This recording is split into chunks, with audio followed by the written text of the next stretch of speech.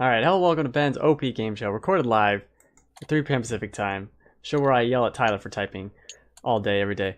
On today's show, special guest Tyler from thegamefanatics.com, reviews editor, here with me to chat about Mario, The Evil Within 2, and Wolfenstein.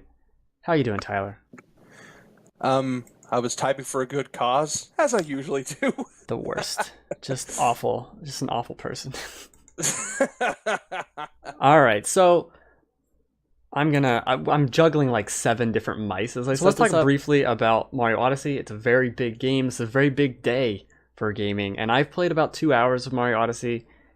And right now, if you're watching the stream, I am taking control of a T-Rex, and it's kind of a lot of joy and fun in this game that is something we haven't seen in Mario in forever. And what was the last 3D Mario? Like, I guess Galaxy 2 is the closest thing to this because 3D World was a little bit different. It's so nice to see Mario return to these large worlds and all these weird abilities and things. That sort of sandbox-ish, open-ended style. Honestly, I think the last time I played a game like that thing was Super Mario Sunshine, and that's kind of the black sheep of the series. But I thought that one was Sunshine fine. was fine, and this feels. I mean, obviously, 15 years have gone by, and Galaxy came out. It feels like the natural progression of all of them, and they do they do a really cool thing in here where it's like Breath of the Wild, where it's like, what's over there? Let me just keep going over there, and every reward is like the big reward. It's not a Jingo or whatever the hell. It's just the reward. It is the half moon. Like, you did this puzzle, you get the moon piece or whatever. There's no nonsense to collect. I did hear apparently this has like over 900 moons to collect. Something like that, yeah. And that just that made me go crazy because one of my favorites platformers of the 90s was Banjo-Kazooie, the seminal collectathon platformer. And when I hear 900 special shiny things to collect, heavy breathing emotes. I'm right there with you. Like, I'm firmly in the camp of Banjo-Kazooie, every other game ever, Mario 64. I'm like, screw you, Mario 64, Banjo-Kazooie, all day, every day. And this game honestly feels a little bit like that fun, goofy spirit of Banjo-Kazooie, as opposed to a Mario 64. Rest in peace, Rare. But I have noticed that with the more recent Nintendo games, like, they have really leaned in whole hog on wanting games to just be fun for everybody, and that's always been part of Nintendo's ethos. But every time I look at any screenshot of Mario Odyssey, any bit of footage, any trailer or promotional material they've made for it, I just smile. Like, everything about it is so cheery, bubbly, upfront, energetic, and we should probably mention the song "Jump Up, Superstar." Come on, that's you know what? Inside the box is the lyrics for the song. I have it with me right here. Wow, like, I actually have no shame in saying this. I had a long day one day, and I found out that somebody took that song and made like a 2-hour loop of it. I put that 2-hour loop on, and I'm just humming to it, like, I can't get bored of this.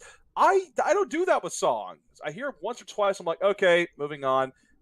Here I am, Odyssey, yes. It's so damn catchy that even someone like myself who saw it once, it was stuck in my head the other day, and I'm like, I've heard you once. Go away. It's a good song, though. It's a good song. And, well, I think also they hit a very fun, unique selling point with the capture. Like, you just said it yourself. Mario can possess a T-Rex in this game.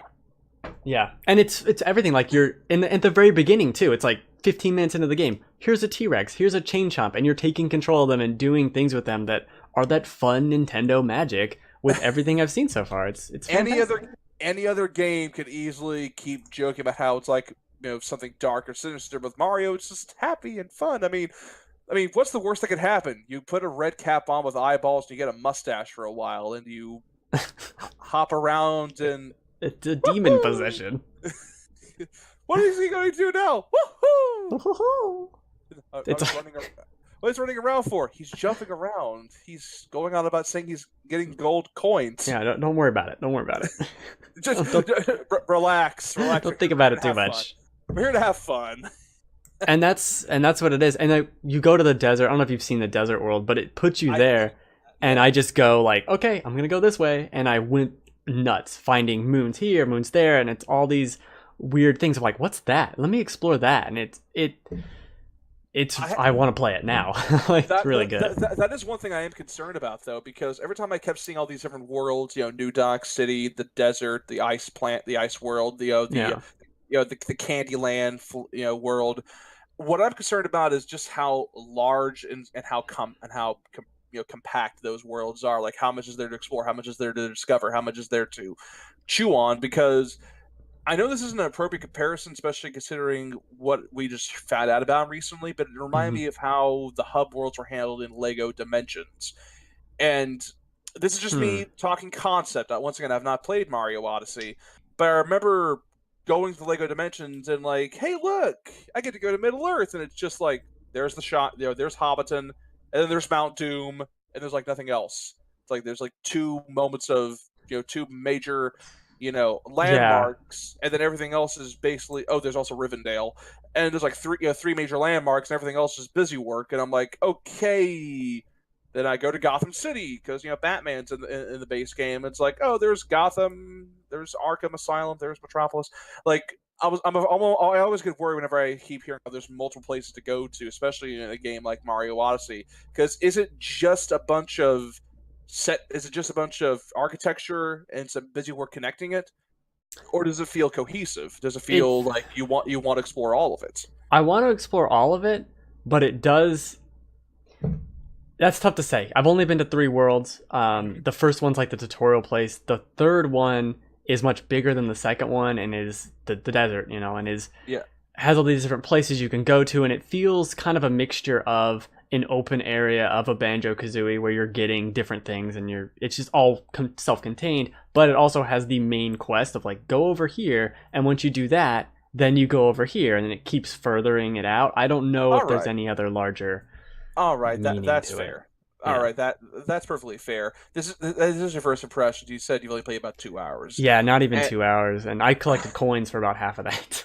So I also did like how they made this very upfront. Apparently now with Mario Odyssey, you don't have a live system. You die, you just lose some coins. Yeah, you lose 10 coins, and it's like inconsequential. I'm like, that's perfectly fine. I mean, the live system was kind of a weird hanger-on they had for a while. I'm like, okay, and you use the coins to buy stuff, so that it's a bit of an incentive to not die as much. If you're not as talented with platformers. I'm like, okay, that's fine. I've been playing platformers since I was like a little kid. I doubt that's going to hurt me all that much, but okay, it's better than taking out lives altogether. Yeah, it's fine. I mean, it remains to be seen. But let's move on from Mario. We'll have more Mario impressions probably next week when I've played the game. Let's move on to the main topic, which is the Evil Within 2. So, Tyler, briefly explain your Evil Within 2 story here. Well, first things first, Ben. I think you and I basically have our opinions very well established. On I think one of your prior OP game shows, you basically did a video review of the Evil Within 2. Apparently liked it, or had some sort of like about it. Yes. And my official review of the game at thegamefanatics.com has been published. You can check that out as well. And it's kind of weird because we're more or less kind of the same mind of it.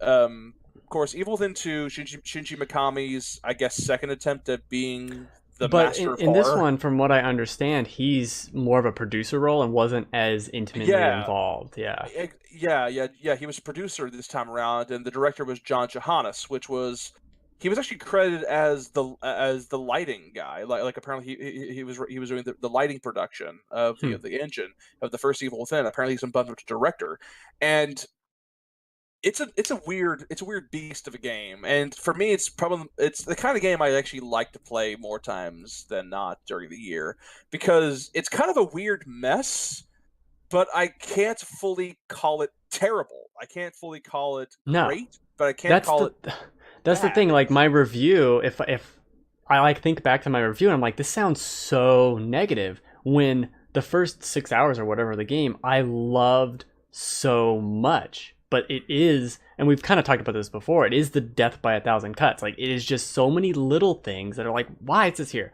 Why did you do this? Why can't I shoot things correctly? Is it like, it's so baffling. Almost every single time I've died in the Evil Within 2, it was never, oh no, the zombie got me, or oh no, the jump scare got me. It was always really. It was Yeah. always really. I It was like, was God all damn it. yeah yeah. My reaction was never It was ugh because something would go wrong. Like more times I can care to admit, I would try to fire a gun point blank, but because all the aiming is done, my arm would go through the zombie and shoot the wall Yeah. because that makes sense. And you can't shoot behind you or hip fire because that button is now slaved to the melee attack, and your melee attack is kind of Is terrible. garbage. Yeah. Well, and You can that's one make of the. I was so glad you brought that up in your review too, because it was something where I was playing. I was like, this is happening way too often to not mention. Where I'm trying to shoot something and it's missing, and it's like this makes sense. Like the camera angle's so weird that it makes sense that the bullets wouldn't necessarily hit it. But from a yeah. player perspective, it's like, no, this is wrong. This feels wrong and should not happen. And it's the strangest thing because I never had this problem with the first Evil Within, and I did. no, that's what's strange because the first Evil Within they did just enough to justify this sort of sway they had with the gun, and I'm It like, was a little okay, slower paced, I feel like. yeah, and honestly, that's something I can say right now. The sequel is definitely, in my opinion, better than the first by a country mile, Oh yeah. and I do say that emphatically Yes. because I actually did like this very long deep dive feature about the original Evil Within once again at thegamefanatics.com. You can read that plug. But Mm-hmm. for me, the first game didn't really feel like a cohesive game. It felt like just a grab bag of set pieces and creepy encounters and stuff and some half baked ideas. Yeah. So when I saw Evil Within 2 saying, okay, we're going to make it a bit more action focused and we're going to take some of the stuff out that didn't work, I was interested because honestly, the unique selling point, or at least the vehicle for the game, STEM, the town of Union, Yeah. I think is decent. I think it's solid for what basically the game wants to be, and it's basically it wants to be a kitchen sink horror experience. It wants to be a bit of everything, a bit of Yeah. Silent Hill, a bit of Resident And Evil, that a bit of Clock Tower, a bit of PT, a bit of you yeah. know a And bit of Left 4 STEM Dead. STEM allows them to do that. And that's Yeah, a nice little conceit that they built in. They're like, okay, fine. it's a little convoluted, It's but still very convoluted. it's unbelievably it, convoluted. it rivals like MGS2 nonsense. Like, why? Lolly lulelo, And nano machines. and that actually makes sense when you play all the games. This still doesn't make sense. Evil Illuminati wants to make the Matrix in order to make people happy, but they will control it, so they have to work out the problems. And apparently, it's powered by the brain of a forsaken child. It's How did so contrived. Like, I actually kept for me I kept joking. I kept making the Venture Brothers reference. Like this feels like a half-assed Rusty Venture invention. It's powered by a forsaken child, yeah. but it's the Illuminati. It's fine. Like it could just be the Illuminati, but then it's like 7 layers deep of like, and this, and your daughter who is dead, who is not dead, and your wife, and you're this. Like, why? Stop it. Oh Too dear much. me! I think statute of limitations have run out. I think on this game, but spoiler. I think the entire third act could have been removed. I think here's how, and I don't disagree. I think the part once you start fighting the fire guys, like at that point on, you could cut 50 to 75% of that, and it'd be better for it.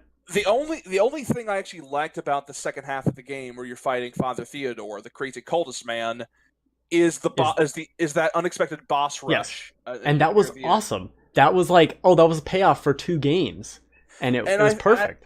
And honestly, I love that because I'm probably going to step on some toes here, but I think Shinji Mikami is good when it comes to gameplay fundamentals. Like he does good at expressing the genre he wants to express through gameplay. But every single game he's director or been a producer in has always been inherently campy and silly. And this game, Evil Within 2, tries to be serious, but in this one instance, it actually becomes self-aware and just becomes all the better for it. Like the part I'm talking about, where like the entire game, Sebastian Castellanos, what the what Huh? what the hell? It's like, you've been through the first game before. You survived the first game. This should not be freaking you out. I did. I think somebody at RelyOnHorror.com did like a supercut of all the times he kept saying, Oh yeah. What the hell? What the hell? Because he does. Like as soon as you said that, it's like he does say "what the hell" a lot. Yeah, all the damn time. With stuff he's used to, and I'm like, I can't take any of this seriously. What the hell's that? A demon. It's another demon. What the hell? Pay attention. This is the same guy. This is the same guy who saw people getting like ripped to pieces by razor wire in the first game and having no reaction at all, and then what the? Yeah, he looks like a completely different character too. I think that's more of a change in the engine. I think, but yeah, no, for sure. But it is weird. Well, he just looks weird. But yeah, that was bizarre.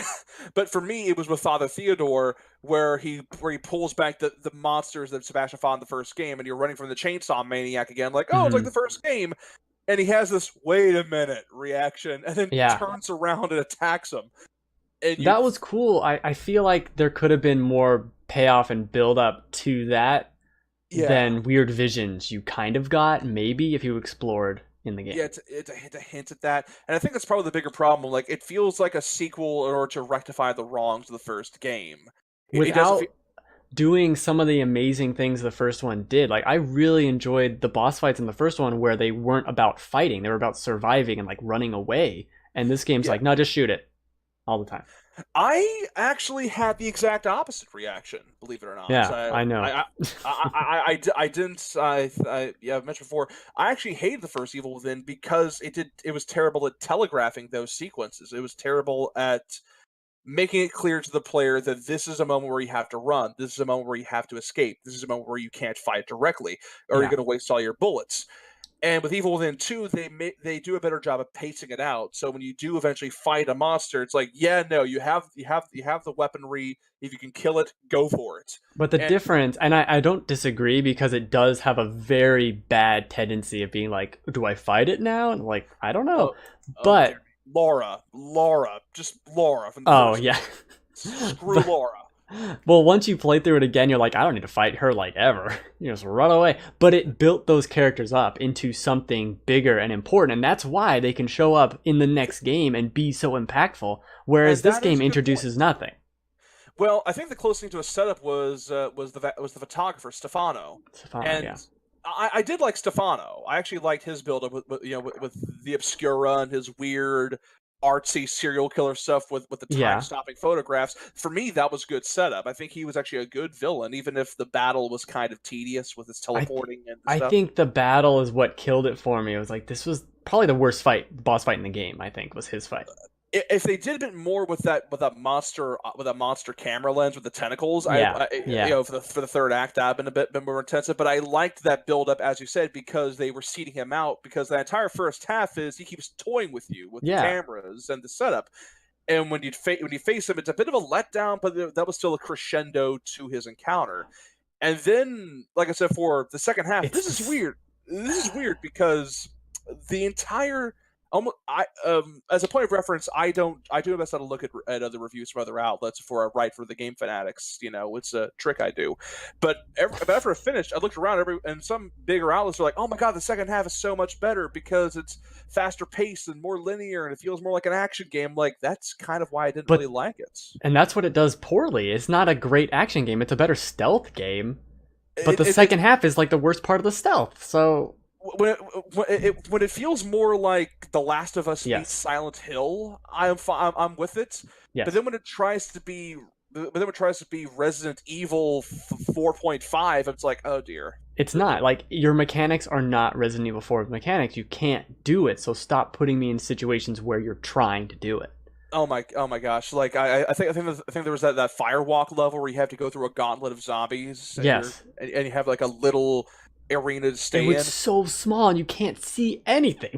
I made my way through it, but only because I just kept kneecapping zombies and stomping them. I was cheesing through it, but I don't blame you.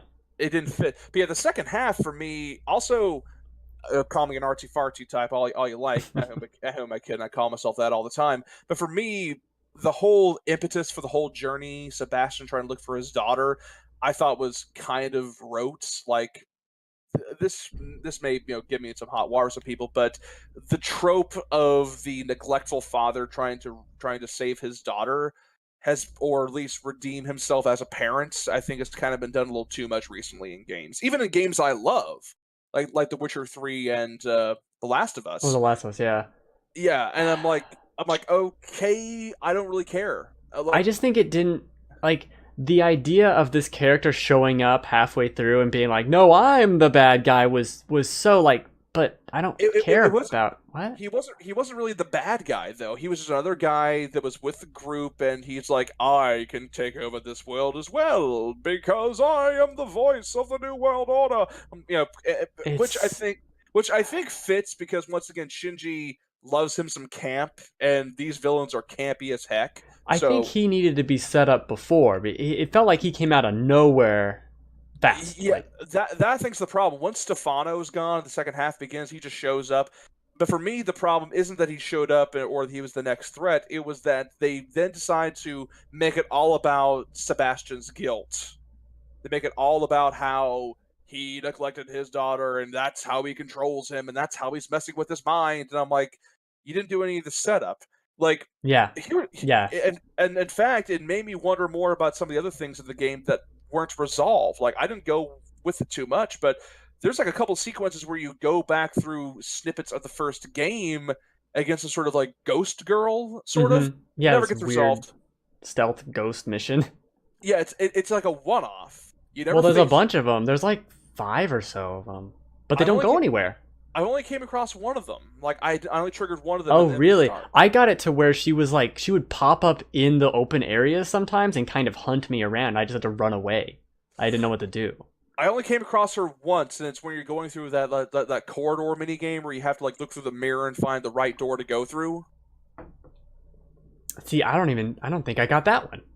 Yeah, there's a bunch of these random sequences where it feels like you've been pulled back into like snippets from the first game Yeah.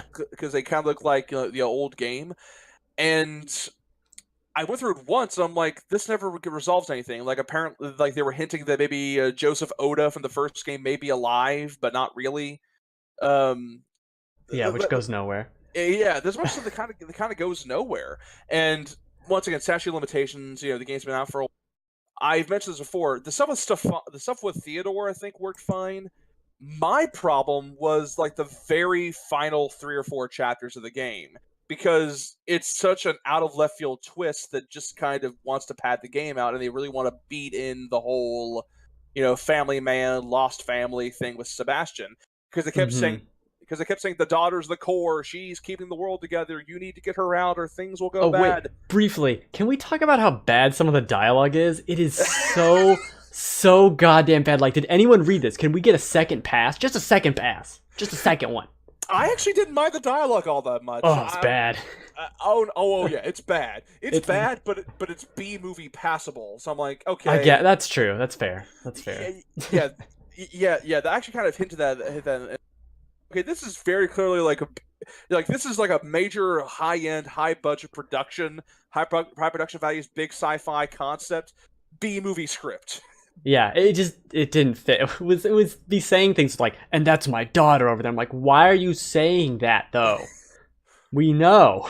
I feel so utterly bad about this person I was sworn to protect. Thank you for like there's this moment where he's like his daughter's there and he's gonna like comfort her or something, and he should be saying like, hey, it's me, it's your father, and he's like, don't go, I'm here. I'm like, what are you saying? This is your daughter you've been searching for. Like, what are you doing? Where's she going to go to? Oh God. Yeah, dear. But that's the last 3 chapters.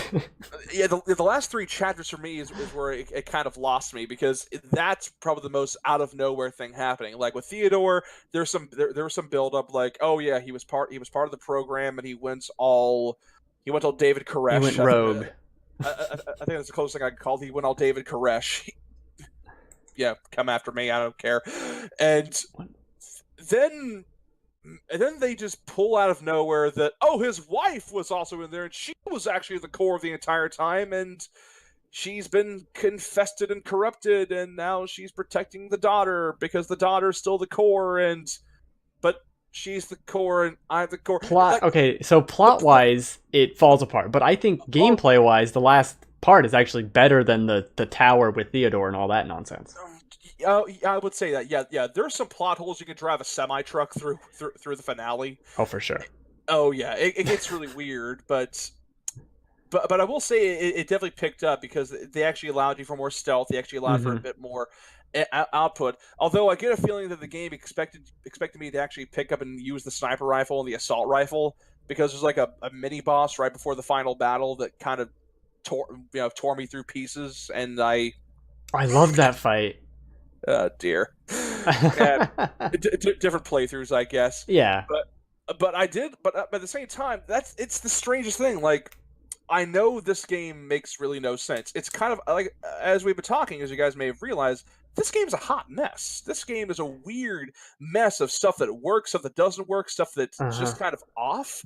And like I said, the third act for me is where everything just where the game, it feels like the game just throws up its hands and says, "Screw it, let's just go back and pay off Sebastian's arc about being a good father again," and then he has to kill his wife, who's a horrible goo monster now, and then we get a big payoff where they race to the end, and oh wait, there's a shootout where Yeah. where his friend starts shooting some secret agent men of like Which was cool, but also like dumb, like really stupid. once again, Oh my god. it was fun, stupid for me. It was cheesy, fun, Sure. stupid, and like I said, it is a weird game because I gave it a 7 out of 10, and Yeah. I gave it a 7 out of 10. But at the same time, I feel as if this is going to be a game I'm going to come back to and just replay every now and then. Like it's kind of become this odd There curiosity to there me is now. something to it, and like the gameplay when it works well, it's a ton of fun. Like it's not bad. We've said that Yeah, multiple times. It's not a bad game. absolutely, and there is, and I said before, there's a sort of appeal to it just kind of being a big old horror kitchen sink, where it's Mm-hmm. Silent Hill, Resident Evil, a bit of Clock Tower, a bit of Werewolf, a bit of a big old hodgepodge of horror stuff. But and it's done really well. Like there's so many shout outs in this whole game. There's Twin Peaks references, The Shining. Like Mm-hmm. if you love yourself some horror iconography, some creepy stuff, you'll get a lot out of it.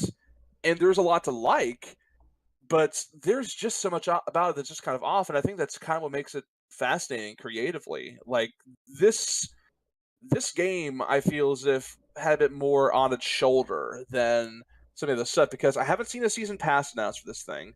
I haven't seen No, any major pre-order stuff for it, say for like that burst pistol, but I didn't get that, and I I didn't haven't. use it. And also, it's got a new game plus, and I never actually thought I would come around to actually enjoying seeing new game plus So back in the the game. first one had New Game Plus, but also speaking of season passes, the first one had a season pass, and it And actually, some of the best writing of that whole game was locked behind the yeah, DLC. the DLC for the first game is excellent. Like it still has problems. It still has the same like why'd you do this choices, but it introduces like the cover mechanics, and it's like very stealth based. You can and see like a lineage here very clearly from it. it actually explains what the hell's going on with Mobius Does it? and Does it though? Does it? like it gives the Faceless organization a It name, and tries. it kind of and it contextualizes the whole "it was all a dream" ending of the first game. Oh my god. This it doesn't they tried to make it make sense and it just needs to make no sense. Like it just needs to be Crazy Town because there it's too much. Honestly, though, I think that's actually why I liked Evil Within 2 a lot because the first game just throws you into crazy and expects you to just go along with it. And for me, I was like, okay, I've given up even trying to make any sense of this. I'm just going to run and shoot and burn bodies until the credits roll and hope it kind of makes sense. Nope, screw you. 15 hours of your life gone.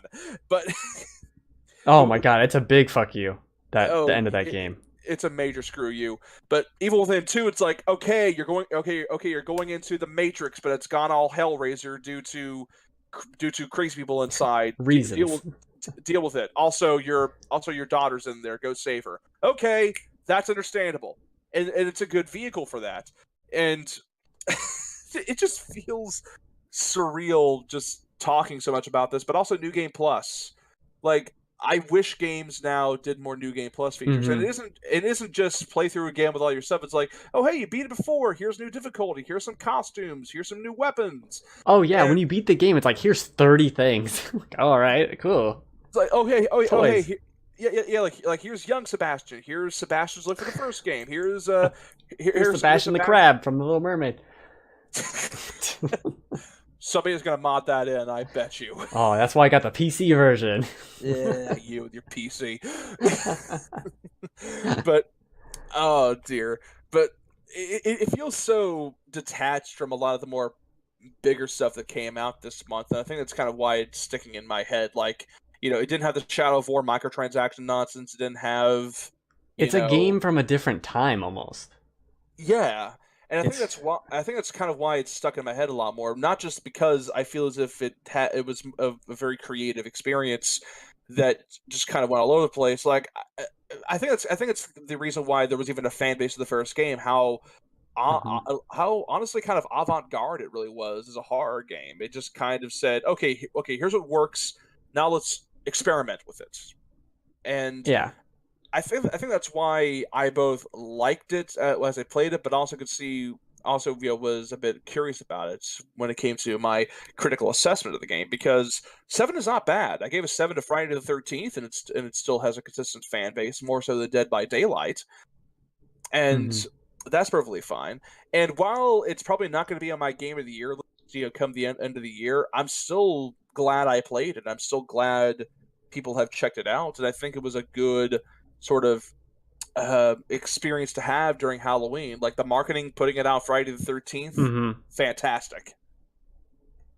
Yeah, it is a weird thing. I think in a lesser year, this would be in my top 10 of the year, but it's so tough, especially with something like Resident Evil 7. It's so tough to be like, oh yeah, the Evil Within 2, because it's like, yeah, but so many good games. We've also had so many good games this year. Yeah, too many. Resident Evil 7, Prey. I'm still working through Prey, and I know you. Telling you, man, that's my game of the year. That's still my game of the year, Prey. Still, it's still a high watermark. I'll say that, but I think that's also why we've blown so much time talking about the Evil Within 2, just because it's interesting. It's an odd duck. It's a really weird, odd duck. It's got good. It's got some fantastic. It's got some what and.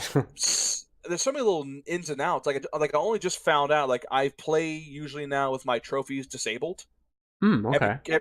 And because of that, I only found out after the fact that I'm like in the only 3% of people who during the flamethrower fight actually killed him and prevented him from using the flamethrower for whatever reason. So I got his flamethrower at the end of the boss fight. Oh, from him.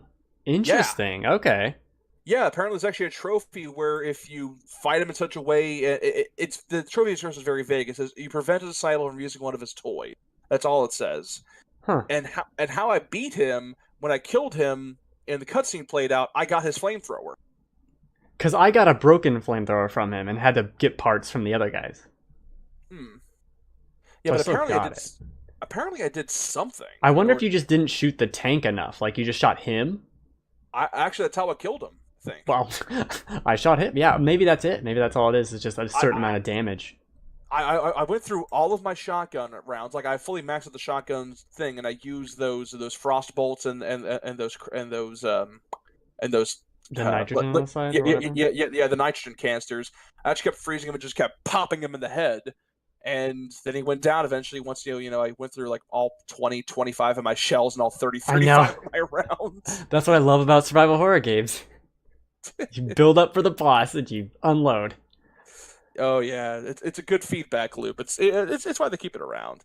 Yeah. All right. I think we've talked enough about this game. Let's talk briefly about Wolfenstein 2. I'm going to switch over the display.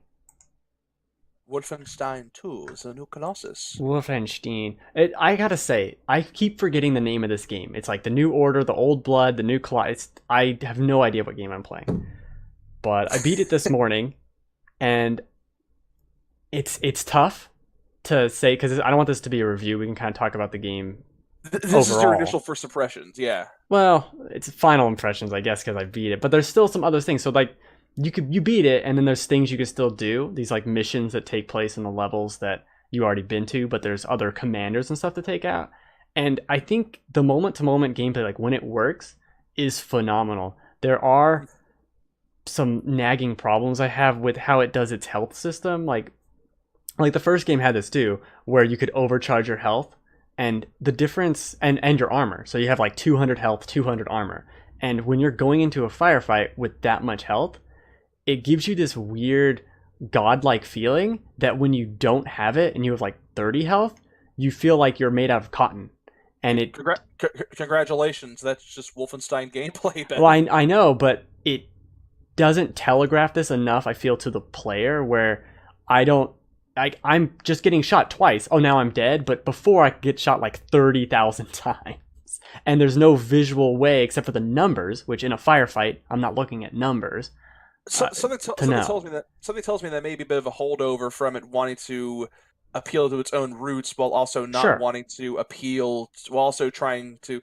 It's a weird accessibility problem where do you make it more accessible and in essence destroy a part of the game? Yeah, I don't think it's that bad. It's just when you turn a corner and someone has a shotgun and like instantly kills you and you didn't even see them, that's where it's like, okay, that's bullshit. I don't like that. And it is a little bit unfair feeling. That is... I never actually fully had that problem, but I think it's because since I actually do remember playing through some of the old build engine shooters, I remember going to that pattern of building yourself up, going through a gunfight, and once the gunfight's over, I quickly look at the numbers and say, oh, I need to avoid blank.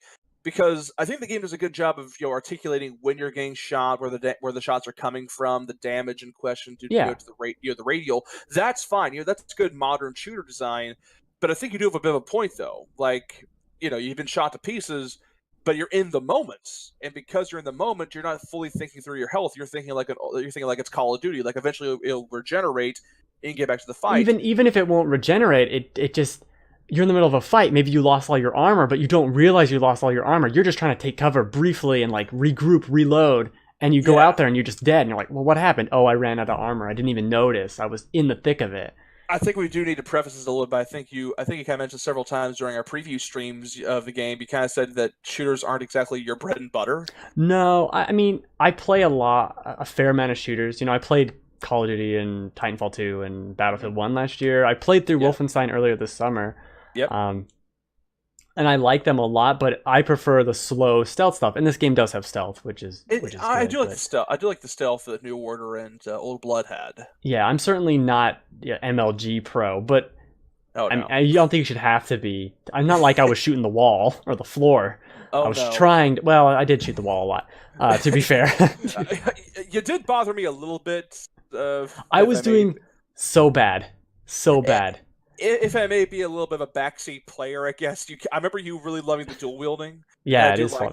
I did like what I saw from New Colossus, where you can dual wield now and dual wield any gun with another gun. It doesn't just have to be a copy of the same weapon. You can alternate those now.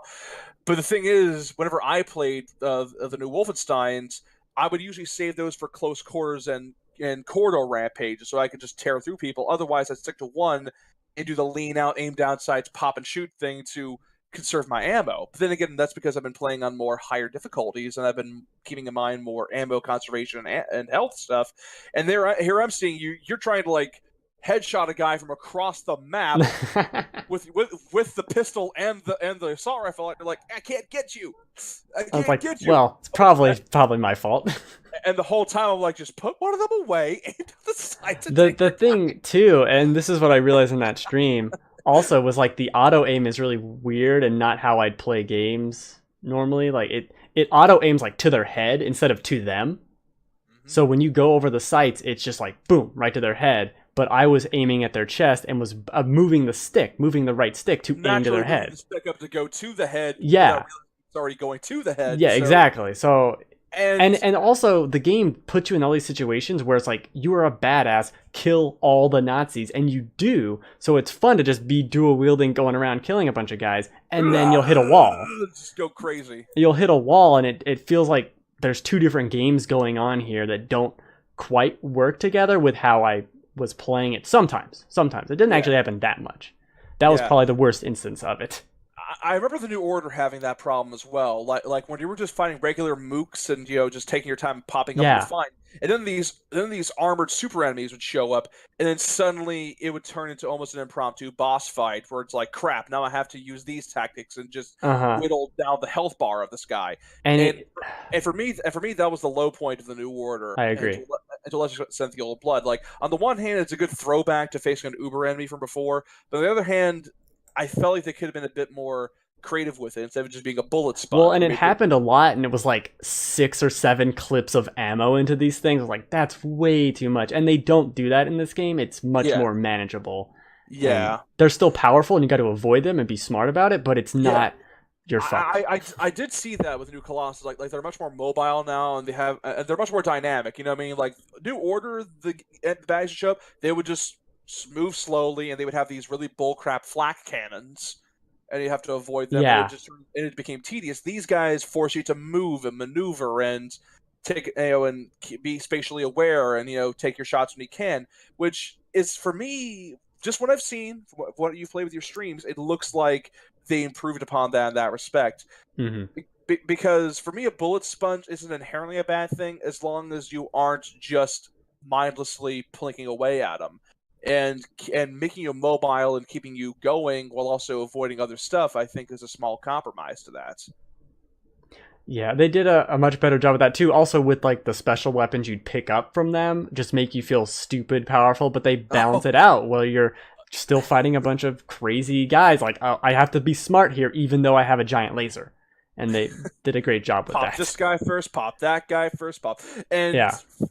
It reminded me of why Doom was so well received last year, because it brought back Wolfenstein. I know was kind of the beginning of the sort of trend of going back to the classic shooters, and I'm glad they did it. But I remember both this and Doom doing something similar. It's not just about hiding behind cover and taking your shots. It's also prioritizing strategy. Like, who do you take out first? How do you take them out? Are you willing to waste that shot? Are you willing to take that shot? Are you willing to move? Are you willing to do all this? And it keeps you moving and thinking all the time. And for me, that's probably why I think we're in a kind of a renaissance now of shooters, because we have kind of gone out of the military shooter realism hole. I mean, even the more recent Call of Duties haven't even been doing that. They may go back to it now with World War II. We don't know. We'll find out. We'll find out soon. And because you mentioned Titanfall 2, I mentioned Doom. It's becoming a lot more mobile and actively thinking. But then, from the levels I've seen from New Colossus, the levels still feel kind of like these slow corridors full of cover and like. And I can see there could be some disconnect there, but I've yet to play it myself, because seeing somebody else play is not the same as playing it yourself, because you mentioned the aim assist problem. Like that was the most annoying thing I hated about Grand Theft Auto 5 when I started playing it. The aim assist on that game was aggressive as hell. You so much as aimed in the general direction of an enemy, it would snap you right to their chest. I do remember that. Yeah, it was very magnety. Yeah, I'm just gonna pull out my gun and try to shoot this bird. You mean shoot this guy across the street? Sure. What? I know, like no. Not the civilian, not the face. Well, I guess I gotta steal a car now and go off a cliff, Thelma and Louise style. Thanks a lot, game. But yeah, I don't know, because it's tough. It's tough to say. Like, I really do like first-person shooters. I consider Half-Life 2 like one of my favorite games of all time. I really love these games. It's just a genre I go away from, and I've kind of tilted more towards third-person shooters, or like a Gears is more my bag. That's slower. That slower, meatier cover, chunkier, I do like the meatiness of it. I really do like that of Gears. So it's different, but I did really enjoy the game. Like I beat it on normal. It's not like I turned it to easy. I'm not that bad. Yeah. I'm not gonna be that guy wagging his finger and saying you suck. Yeah, I beat Cuphead, so everyone shut up. Okay. I'm a real hardcore gamer, so pay super attention. hardcore. FPS is probably my worst genre, to be fair. Like skill wise, probably. Yeah, my worst. I hear you.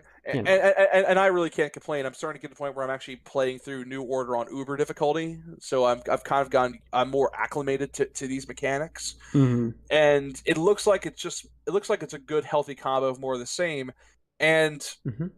I think probably the most underappreciated thing I've seen so far, just when I've seen you play the game of New Colossus, has actually been its storytelling. Like, it's got some good Oh voice yeah. acting, it's got some good mocap going on, it's got some great cutscenes. And I talked about this briefly before the show, but I think it is something that maybe should be lightly discussed. It's actually a bit of contention that's been happening with the beginning of the game.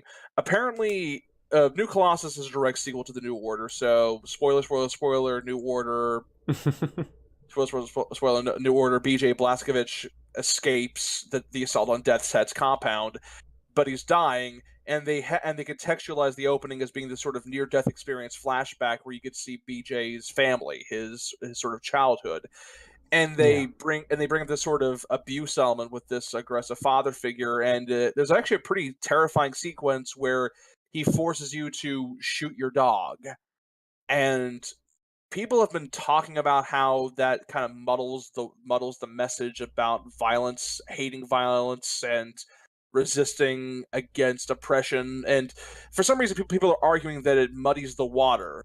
That that this opening says you should not shoot, you should not be a violent person, but then the rest of the game says shoot all the Nazis, be crazy. And something tells me that something tells me it's either a level of people reading too much into it, or Yes. or maybe there are other elements in the game that there is a certain level of incongruity. Because I think you and I made perfectly clear through our social media presence, Ben, that you and I are very aggressively in the punch all the Nazis camp. I'm not a fan of Nazis. I mean, they're not my favorite people. Hey, a little ketchup on the side, forget about it. Little great people. Well, I think what's interesting that you might not know going into this game is like half of it really is a personal story with BJ, Yeah. kind of dealing with his demons, in a way that I think they Which handle very well. And like you're is really saying, weird. Which is really weird because they more or less play him as the World War II greatest generation, ultra macho man yeah, archetype to the hilt, but they do this very kind of humanizing, grizzled, exhausted vibe to him, which is what I loved about the New Order. Like, putting that sort of badassery on a new spin, and I like how they continue that in New Colossus. yeah. Will in the chat says I'm anti-Nazi too.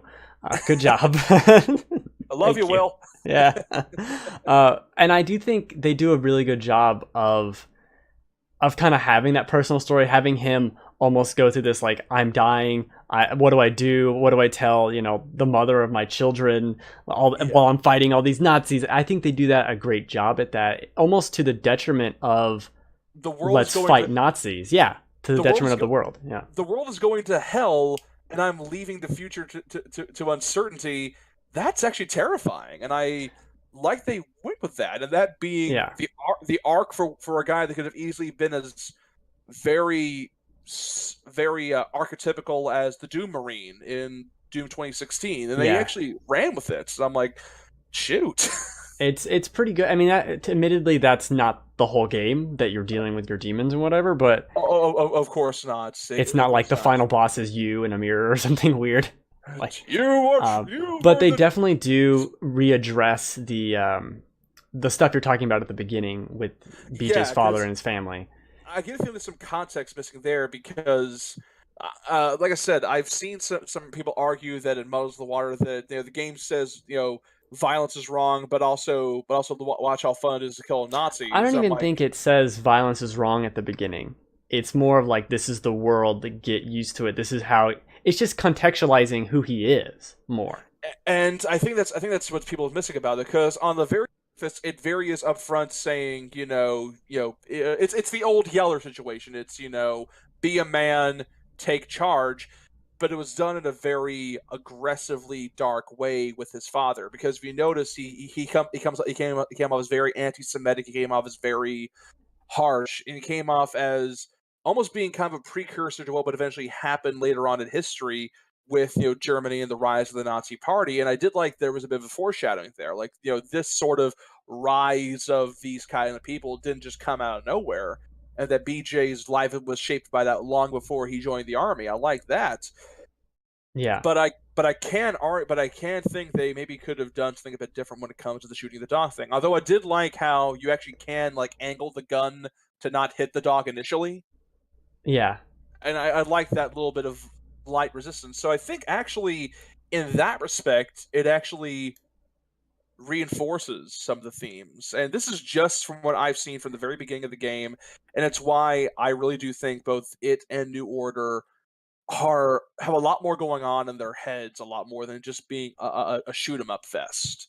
And I think that's why I really do think Machine Games really deserves all the praise they're getting. And Just like with the New Order, this has some just phenomenal cutscenes and storytelling moments. And like there's this one scene where like I was stunned at what happened. And there are several moments throughout where it's like, oh, okay, we're going here. And this is really, really interesting and something I didn't expect. And I love seeing it. And it has nothing to do with shooting or killing half the time. Oh my gosh! Here's something as well that reminded me. This is also in your stream. The cutscene where BJ Blazkowicz meets Grace. Bombed out in New York, and it's just the two characters talking, and she's retelling what happened when the bomb hit New York City. They could have easily made that just a really show-offy, nasty flashback where we see things go bad and she panics and we can revel in the destruction and the evil of the Nazis, and it's just her very solemnly, vulnerably recounting what happened, and it's a very effective monologue, and they focus on it, and I'm like, shoot. They give these scenes their time. They're not cutting corners with any of them. Some of them are like 5-10 minutes long. It feels like they're really in it. And yet the pacing and the cinematography are so good. Yes. You don't really care. And it does the same trick I noticed with the New Order, because New Order tonally is kind of all over the place, because on the one hand it wants to be about fighting against the Nazis in a world gone wrong, it wants to be about themes of resistance and fighting and camaraderie, but then people kind of forgot, oh yeah, there's a level where you go to a moon base, or you go to a Nazi moon base, and it's juxtaposed with a level where you go to a concentration camp and get processed. And for me, I actually appreciated that a lot more, because it goes into the sort of schlocky sci-fi vibe, but it still remembers the seriousness of what they're fighting for and don't try to make them cartoonish. Like, they do just enough to make these villains tangible and remind you that, oh yeah, we didn't make this up. This happened. Yeah. It's still important. In that mix of stuff still fits with it, because once again, I've only seen maybe up to the first 5 chapters of the game, give or take. You've mentioned this several times in your stream. It is the first 5 chapters. and it goes back to what I saw with New Colossus. It plays this seriously, but it also has some fun with it, like the conspiracy theorist guy going on about Roswell, about how it's about aliens or whatever. And once again, BJ Blazkowicz is basically in a suit of power armor made by a secret organization of super scientists who were hiding away from the Nazis because reasons. Like, I know people have been saying that feels like it's against, what it should have been about, but I think it kind of adds to this sort of level of almost pulpiness, this sort of earnest pulpiness to it, and it's like nice that. to have some levity in here. But I will say, there's a scene at the end, not at the end, but like towards the last third, I guess, that is just like a long kind of fun thing, and it doesn't hit me. Like, maybe other people will like it, but to me it felt so tonally shifted with what we just did and what we're going to do and how the game ends and how the game begins. It's like, this just doesn't fit to me. Like, there's too much fun, there's too much joking right now. But maybe that's the point of them like doing this scene. I don't know. And I will say this, I think it kind of sort of tie this stuff together in some weird ways, that I've noticed that it's been having a lot more recently. Like, games, in terms of pacing and design and narrative, have become a lot more confident with what they want to be. They're not adhering too much to formula anymore. Like, once again, I mentioned Evil Within 2. That game could have easily just been the first half stretched out meticulously across the entire game, but instead it goes off the deep end in the second half. But I can't really call it a bad call. I can't really call it a smart call either. Yeah, but it's sticking in my head. The new Wolfenstein, that could have just been first-person shooter where you fight Nazis, and they just leave it at that. Like, it ends with you killing Hitler. Yay, we killed all the Nazis. Yay! But then it remembers to add other stuff. It remembers to add other elements. And to be fair, I'm not confirming or denying that you kill Hitler. I'm just referring to like I'm talking about Wolfenstein 3D, where that whole game was literally just go through rooms, kill Nazis. Yeah, go kill Nazis, go get keys, open doors, you can kill more Nazis, and at the end you kill Hitler in a robot suit. Yay, you killed the Nazis, yay! But now these new Wolfensteins, like, it can't just be about killing Nazis. We have to add more to it, and I appreciate that with machine games. Like, they could have easily just did Return to Castle Wolfenstein. They could have just added in crazy super science because pulpiness, and we could fight Nazi werewolves because why the heck not? And like, no, let's actually treat this sort of seriously as an alternative timeline and to World War II, and play with this a bit. And it's curious how it goes about, and I appreciate that so much when it comes to games now. When it comes to game narrative, like it like they have kind of gotten out of this. It's grindhouse, it's satire. We can be silly all we want stuff, and now they're knowing how to kind of put in some tonal juxtaposition, some tonal changes. Because I think the only other franchise I could think of that did that all the time was the Metal Gear Solid games. Because you want to talk about total whiplash, you should look at some of the earlier Metal Gear games. That's a good point. Actually, it's kind of like it does do weird things like that. Actually, that's a good comparison. Yeah, I'd say so because Metal Gear Solid, the first game can go back and forth between the merits of nuclear disarmament, and then you can have a guy stripped naked and there's a blur effect over his character model, and you can fool a guard to letting you out by using a ketchup bottle, and there's and then you get tortured. What? And then you and then you get tortured. Oh, there's a fourth wall breaking sequence where you fool a psychic command by changing the controller port. Wait, what? How? What? And there's a mythic sharpshooter that can ricochet bullets because he's just that good with them. What? It's all over the place, but it works. It all works. Enough. Yeah. Yeah, it works, and it's been a franchise for like 20, 30 years now. I know. Now it's one of the longest running franchises ever until they killed it. I think Metal Gear Survive. It's not over. It's over, Snake. I think that's a good place to stop when we start talking about Metal Gear Solid. That's another can of worms. That's a big old can of worms. That's big something. But it's clear that you really enjoy what you've played with the new Colossus. Oh yeah. I am kind of going crazy now because new Colossus, Mario Odyssey, and Assassin's Creed Origins have all come out as of this recording today.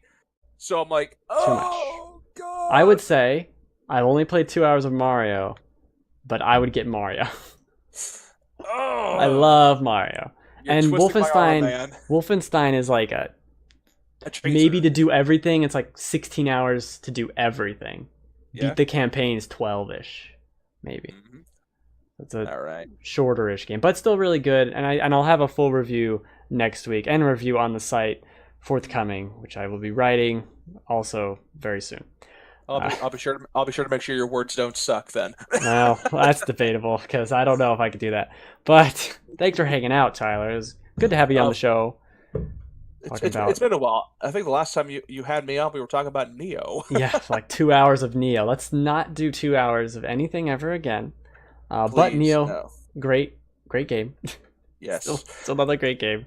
It's another great game, but still, all the same. Actually, if you don't mind, I do want to bring up that I think around 10 p.m. I'm at 10 p.m. Eastern Standard Time on my own Twitch channel. I'm actually going to be continuing a stream for Halloween with my run of Darkest Dungeon. So if you guys want to hear me talk a bit more about stuff and die horribly to cosmic horrors, you can check me out at check me out at twitch.tv/digidesperado26.